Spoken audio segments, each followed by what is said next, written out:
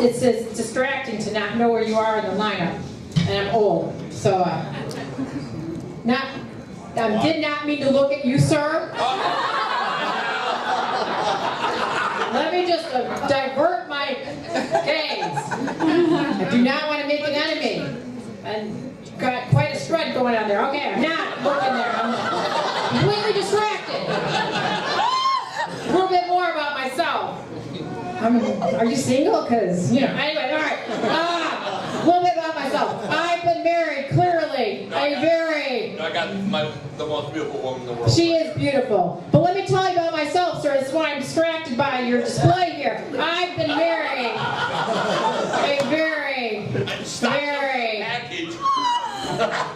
I've been married a very, very, very, very, very, very long time, over 25 years. Thank you. Yeah, yay me. When you first start out, when you're young, like some of you are apparently, when you're first dating, you actually like the other person. After 25 years, when you look like me, you're just waiting for the other person to just die. Oh, God. That's me, sir, not you. Okay, thank you. All right, because here's the thing, when you're first dating, you kind of think you can change the other person. Like maybe they don't like mushrooms on their pizza, maybe they don't like Indian food. When I first started dating my husband, for example, I didn't know we had so much in common with DJ Khaled. Thank you. For those of you who got the joke, for those of you who didn't, I'm going to break it down for you. My husband, he treats my lady parts like it's a postage stamp. That's how he goes to town. Like he's a little delicate.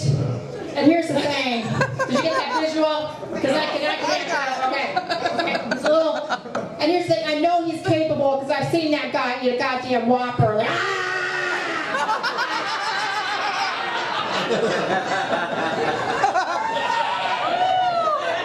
So basically, I should just skip the lingerie and just wear a Big Mac to bed.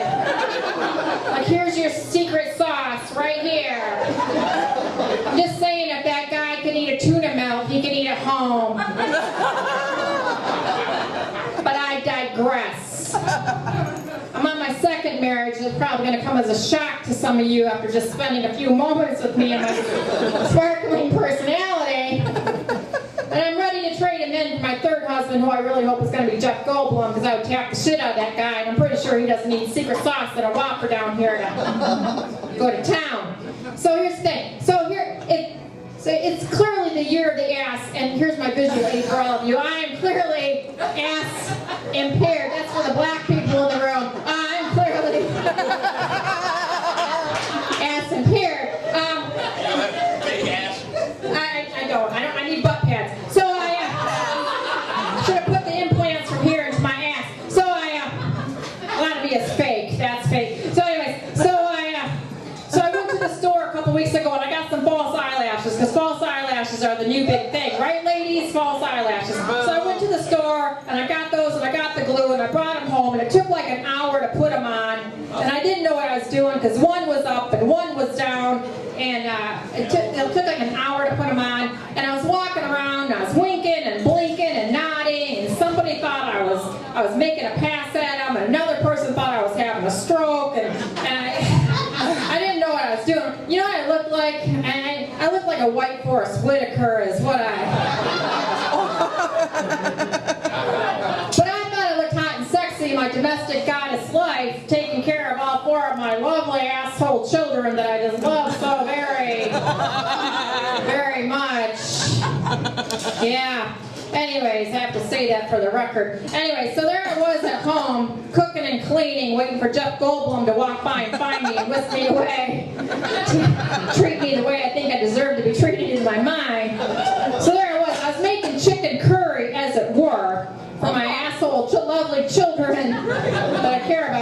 And I reached up and I rubbed my eye. One of the eyelashes started to hang down. I thought, fuck. Now I'm going to have to go take it off because I didn't want it to fall in the food, because what if one of the kids eats it and he chokes on it? And then I got to take him to the hospital for an extraction, and then the doctor's going to ask me what happened here, and I'm going to say, well, excuse me, sir, but, or madam, but I was trying to look hot and sexy for Jeff Goldblum, and he didn't find me, and quite frankly, if I'm being honest with you, my husband shows no sign of dying. And it's not for lack of trying, because really I'm just cooking lots of foods with Crisco for my husband. I'm basically serving my husband like a can of butter flavored Crisco. I put some parsley on it to make it look nice. Like I'm basically cooking like cookies and cakes for my husband every single day. Like before 20 years, if you're baking a lot of desserts for your husband or your mate, it means you love them. After 20 years, it means you fucking hate their guts and you want them to die. Like you're trying to expedite their mission to death, like a little faster. Like all the men are like, holy shit, that's what that means. Yes, that's what that means.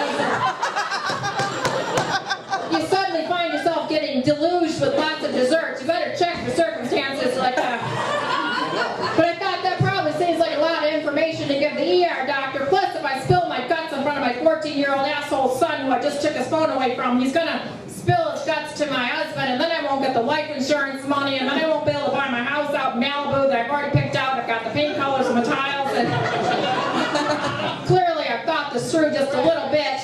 Did I mention the Whopper? And so then I thought, okay, I gotta go upstairs and take the eyelashes off. So I went upstairs and I took the eyelashes off. And that glue, by the way, is like Gorilla Glue. Like it took off my whole upper lid. Like I needed a skin graft when I was done. And I took the other eyelash off. But my eyes were still really irritated, right? So I thought, well, I gotta take my contacts out. So I reached up to take my contacts out, and it was at that moment that I suddenly recalled and realized that I had just been cutting up a jalapeno for the chicken curry, right? Because it felt like I was being stabbed in the eye with an ice pick. Like the pain was exquisite. So I stuck my head under the sink to irrigate my eyes, and that's when my phone, like I basically waterboarded myself like I was down in Guantanamo. And that's when my phone started to ring, because why not? And it was the school calling to let me know that it was canceled the next day because it was going to be too cold for my pansy-ass kids to go to school, because it was going to be 10 degrees outside, and God forbid my kids go to school when it's too cold out. Not like when I was a kid, we'd go to school 40 degrees below, no coats and goddamn Wonder Bread bags wrapped around our fucking feet, right? Thank you. These asshole kids get driven door to door. These kids get driven door to fucking door, get driven to the bus stop, and that's when I started to cry, because I was just so frustrated, and I just wanted to curl up with a bottle of vodka and drink myself into a coma. I thought, okay, I gotta collect myself, because I didn't want my kids or my husband to see me like that, because he might figure out something's going on. So I thought, okay, I'm gonna sit on the toilet, I'm gonna collect myself, I'm going to get my shit together, okay? But I'm a woman who's had kids. If I sit on the toilet, I'm going to pee. So I peed, and it was as I was wiping myself that I suddenly recalled and remembered that jalapeno. Because you guys, you know that term, great balls of fire? Well, I don't have a nut sack because I'm a girl. So it was more of a burning bush. So I waterboarded my crotch, like I gave myself the biggest douche you've ever seen. So the moral of the story is fuck jalapenos, but I'm still wearing the eyelashes because I'm gonna look good. My name's Tina Green. Thank you very much.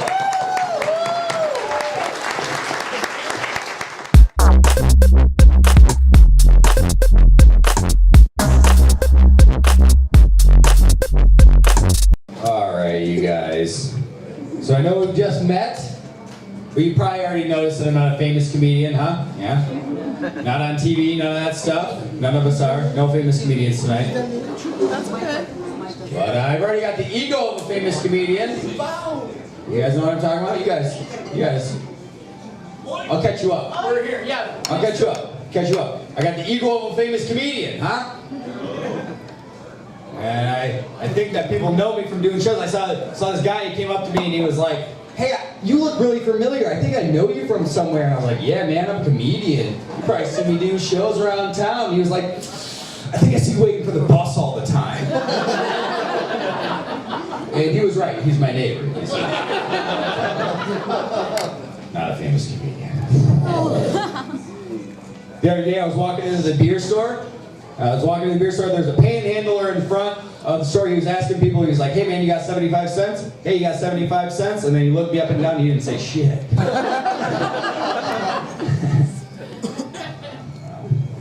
Enough about me. Let's talk about the internet. We all use the internet, right? Yeah, so it's a common part. But does anybody remember the first time they used the internet? Very first time. Yeah? The first time for me was with those AOL trial discs. You guys know about those? Yeah, that's good. People lighten up now. That was crazy. I was young when I had that, and I begged my mom to get it. I was like, please, I want the internet. I didn't even know what it was. And she finally gave in, and I had a 30-minute trial. At 30 minutes, I felt rushed. I didn't know what to do. So the first thing I did is I tried to send an email to the popular rapper DMX. Yeah. Just said, hey DMX, I'm probably your biggest fan. If you're coming to Michigan soon, I'll ask my mom if I can go. Rough Riders for life, love Mike. He didn't get back to me. Still had some time left in my 30-minute trial. And so I spent the rest of the time just went into the general chat room, started swearing at people. I was really into swearing. It's probably because of all the DMX I was listening to. I really don't know what I was talking about, but I specifically remember typing out, I am 11 years old. Fuck you, bitch. Told her. Internet's really not like that anymore, though. It's like a part of all of our lives. We're constantly scrolling on and I'm a comedian, and sometimes I get called out on the internet. I'm trying to make jokes and get called out. Anybody get called out on the internet here? Got a couple racists. All right, let's go.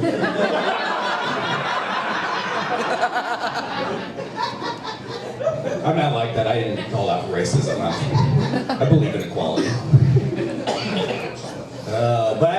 So what happened is I got called out because I posted a picture of myself next to Ellen DeGeneres. I said, I'm looking more like a lesbian every day. I think it's true, and I don't think it's that offensive. Getting divorced. I don't think she is. Let's not talk about Ellen DeGeneres' drama's life, all right? Let's talk about me. This is all about me right now. But I do kind of look like her, because I feel like this look is the look of the last guy you date before you start exclusively dating women, you know? The long hair and the soft skin, that's training wheels for being a lesbian, huh? I posted all this online, a lady got real mad at me. She didn't like that. She said, she posted 5-6 comments, couldn't even keep it to one comment. So it's like, I can't believe you post something like this. What does a straight person look like? What does a lesbian look like? What does anybody look like? This is offensive. Oh, jeez. I don't know how to respond to this, so I just turned my phone off, but then I didn't see it. And then when I turned my phone back on, my friends had taken care of it for me. That's way worse. That's not good. Because under what does a straight person look like, they just put a picture of the pro wrestler Razor Ramon, all oiled up in his underwear, looking straight as hell, tassels, muscles. And then under what does a lesbian look like, they just put my profile picture. Thanks, buds. Thanks, guys. I feel like the internet's pretty negative now, like that. People are always making fun of each other, arguing, being mean to each other. It's constant. You've seen this online, on Facebook. I gotta stay off Facebook. It's constant. People are like, I'm Donald and Hillary and gun control and gay rights, and I don't think you should be able to turn your dick into a gun, or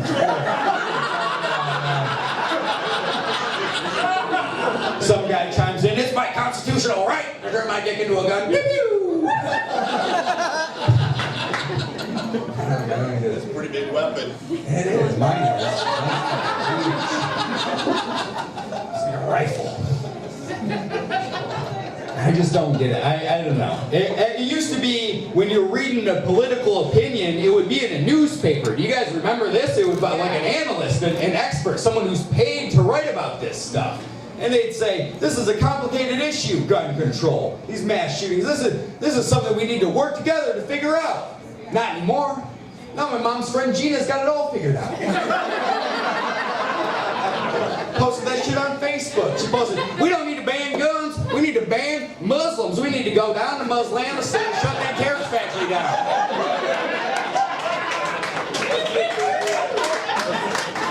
And of course she knows what she's talking about. She's been working at Target for 10 years. She's a manager.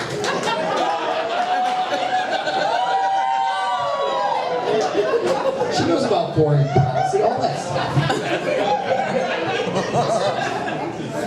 I feel like I'm the only one willing to admit I don't know how to solve it. I don't know what to do. I don't have an opinion. I don't have the answer. I dropped out of high school to smoke weed full time. Maybe I'm dumb. It's just not like that anymore. And I understand, I'm not saying we should ban guns. I understand why you want to have a gun. I understand why you have a concealed handgun. I understand a sporting rifle. I get that. There's nothing wrong with that. What I don't understand is when you have a high-powered semi-automatic rifle, that's for target practice. Don't say it's to defend yourself. That's what people are saying. To defend, I'm going to use it, an AR-15 to defend myself. What are you going to walk around town with that shit? You're going to show up to work on Monday morning and put it in a little bin where the umbrellas go? Yeah, you can never be too safe. This shit isn't going to fly. I think everybody's got this idea that they're going to be a good guy with a gun. You know, you're going to stop a terrorist attack from happening with your fucking AR-15. You're going to be a good guy with a gun. And this fantasy goes like this. Your wife comes up to you, she's like, hey, honey, you ready to go to the concert tonight? No. There's going to be a lot of people there. High risk for a terrorist attack.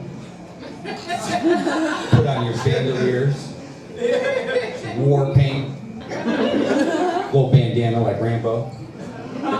Grab your AR. All right, let's go see Toby Keith. You show up to the arena, metal detector's going fucking nuts. Security guard's like, it's cool, man. I know you're a good guy. Get in there. Enjoy the show.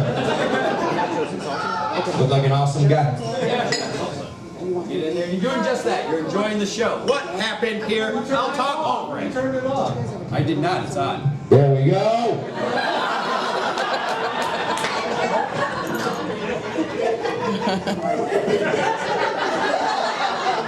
I remind you, we're at a Toby Keith concert. You're enjoying the show. You and your family having a great time. Toby Keith's putting on a great show. He always does. Just then, the doors bust open. Allahu Akbar! Guy with the bomb. Oh my God. Everyone's panicked. Not you. You're prepared for this. You stand up. 30 shots right into the evil ruler's head. Not one straight bullet. The bomb's still going up. You dive. You tuck. You roll. You grab the bomb. You throw it like a clay pigeon. Goes off like the 4th of July. Toby Keith starts playing the national anthem. Everyone starts chanting, good God, good God, good God. That's not reality.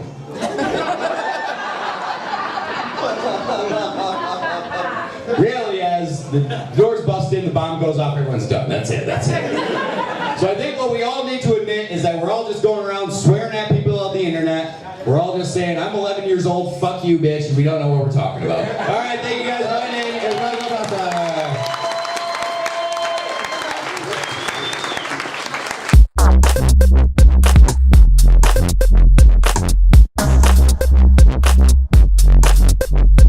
Guys, look at this. This logo is actually after me. It does look like me, doesn't it? I always wanted to be a Kirby or whatever that is. Oh my goodness. Guys, look at you beautiful people. I came all the way from Flint, Michigan, guys, for the water. Just for the fucking water. We just had Mother's Day. How many mothers do we have in the house? Yeah? How about motherfuckers? Huh? Yeah! I'm glad. You guys are proud to be mothers. motherfuckers. I love it. Guys, you know what I love? Winter is over. Spring has sprung, right? You know what I love? When winter's finally over and the snow finally melts and you finally find all that missing shit that was in your backyard. Like your kid's missing glove, right? And you're like, oh my God, my kid is still attached to it. Weird. Oh my God, I thought dinner was quiet this winter. Yeah. No, I'm just kidding. My kids don't wear gloves. No. I don't have kids. I'm not having babies. Guys, you know what it is? The commitment to Facebook.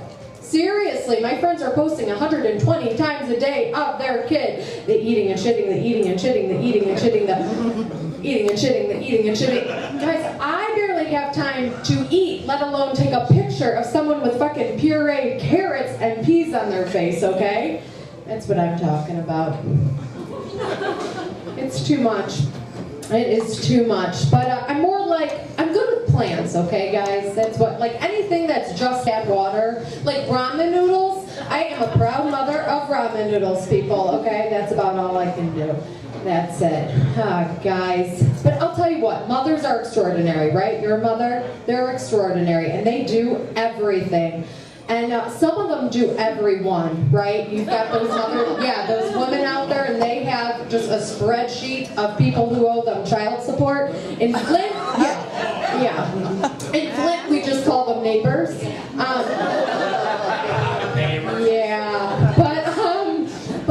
It's like they took the Nike campaign, the Just Do It, like way too seriously.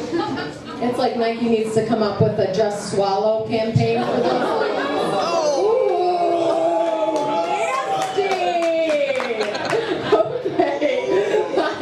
Nasty. I'll tell you a couple of stories of my own mother. My mother is a real sweetheart, but naive, and she says some really crazy stuff. A lot of times I'm like, how much whiskey is in that woman's Metamucil, right? Seriously, she hasn't figured out the proportions. She keeps introducing my sister as Lebanese. And I'm like, Mom, it's lesbian, okay? That is a totally different fish shawarma you're talking about, Mom, okay? Yeah, and she is all over the Facebook, all over it, and she's doing the whole LOL on everything. She put LOL on my Uncle Tony's obituary. What? Okay, let me tell you, I'm Italian, okay? If you have more Tonys and Joes in your family than you do anyone else, you don't fuck with those people, okay? So she puts LOL, but very sweet. She thought it meant lots of love. Yes, right, very sweet. But somebody's got to tell her what BBC stands for. Or maybe you can show her. Is that no? No? Where's my BBCs? No BBCs? No. Right there. All right. I got one. Oh, real sweet lady. Guys, can we talk? Can we be honest? Okay. I'm standing up at my best friend's wedding this summer. Can we talk? We can talk? Okay. I am standing up at my best friend's wedding. You ladies have done this? And I have to buy a bridesmaid's dress. It's $300. $300, right? And Susan, her name is Susan, she tries to tell me, oh, it's one of those dresses you can wear again. You're totally gonna wear it again. I have a heart to heart with Susan. I say, listen, why don't I just give you the $300, put it towards your divorce, because it's right where this marriage is going.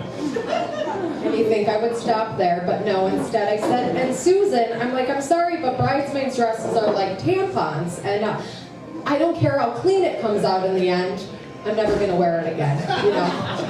Just let that soak in, literally. Let that soak in, okay? Yeah, I just went there. You know what, though? I'm totally pro-divorce. I really am. Because it was really awkward dating my husband while he was married. Like a lot of hiding under beds. So, so I'm completely pro-divorce. I am. Guys, you know what? You have the wrong impression of me. I just seem like a floozy up here, but I kind of am.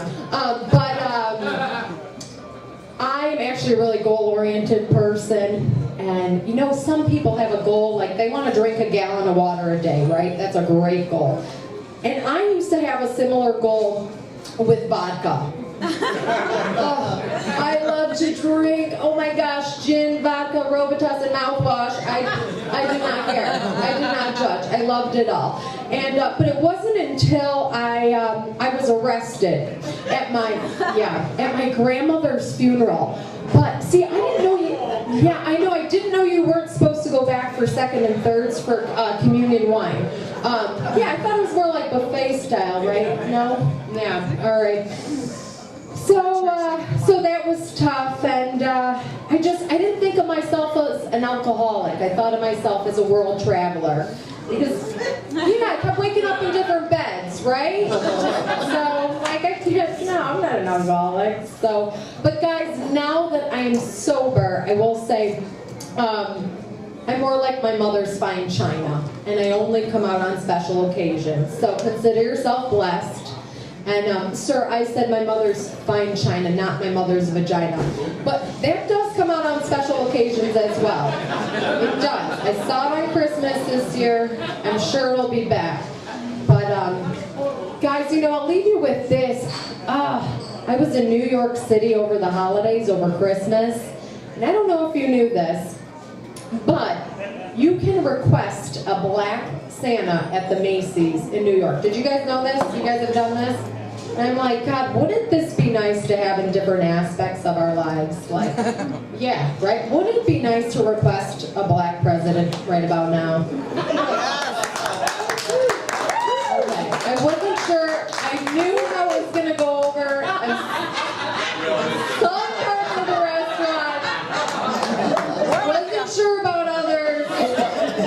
And certainly I'm married to a very tiny white guy, and there are times it'd be nice to tap him out, like a wrestling match, like just tap him out, bring in the black guy, tap him back in. Is that how it works, guys? All right, you guys have been great. I am Kara Karachi, and I love being here. Thank you guys so much for your time. I appreciate it.